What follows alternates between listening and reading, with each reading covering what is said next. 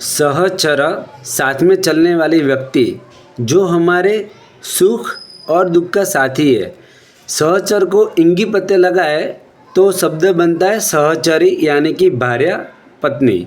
तो धर्मपत्नी के प्रति हमारा औचित्य कैसा होना चाहिए उसके बारे में भी साध विधि में बताया है कि नहीं देखने से, ज़्यादा देखने से, जब साथ में हो तब बातचीत नहीं करने से, अहंकार से और अपमान से, ये 5 कारणों के कारण पत्नी का जो प्रेम है वो पति के पर से मन उड़ जाता है। तो जब उसकी प्रीति कब बढ़ती है तो उसके लिए बताया है कि उसके गुण की तारीफ करने से, उसको अच्छी चीज़ देने से, यानी कि हम जो गिफ्ट देते हैं वो गिफ्ट देने से, और उसकी उचित इच्छा के मुताबिक कार्य करने से, मतलब जो उचित इच्छा है वो पूर्ण कर देने से उसका प्रेम अपने प्रति बढ़ता है।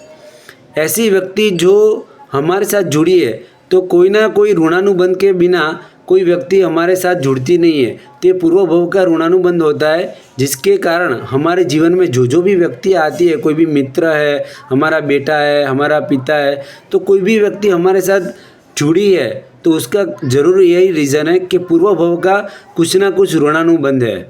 तो पत्नी है तो उसके प्रति उसकी तारीफ करनी चाहिए। तो गुण कैसे, जैसे उसने रसोई बनाई है तो कितनी रसोई अच्छी बना दी, उसके कारण हमारा पूरा घर का सब चलता है। हमारी मेहमानों की कितनी सरबराह करती है, हमारे मम्मी पापा का भी कितना ख्याल रखती है। तो हमारा मम्मी पापा का भी ख्याल रखती है तो उसके कारण उनके मम्मी पापा के भी संस्कार अच्छे हैं, तब उसको हमारी मम्मी पापा या हमारी बहन आए तब भी उसको तिरस्कार या वो नहीं होता है। वो जैसे हमारी करती है प्रीति से, वैसे ही उसकी प्रीति के कारण करती है। प्रीति और राग में डिफरेंस क्या है?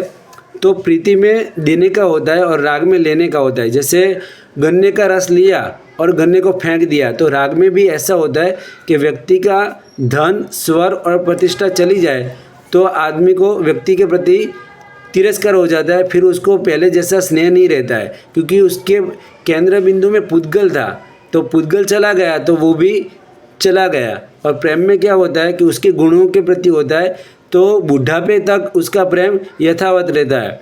अभी निमित्त ओझा ने एक बहुत मस्त सेंटेंस लिखा था कि मैं जब भी कोई वृद्ध दंपति को देखता हूँ ना, तो मेरे मन में ये सोच आता है कि दोनों ने एक दूसरे से कितनी बार माफ़ कर दिया होगा, क्योंकि कपल में ऐसा शायद ही बनता होगा कि जिसका झगड़ा ना होता हो। क्योंकि गुस्से भी 3 कारण से, जैसे कि किसी के जीव के प्रति तिरस्कार हो तो उसके प्रति हमें गुस्सा आता है।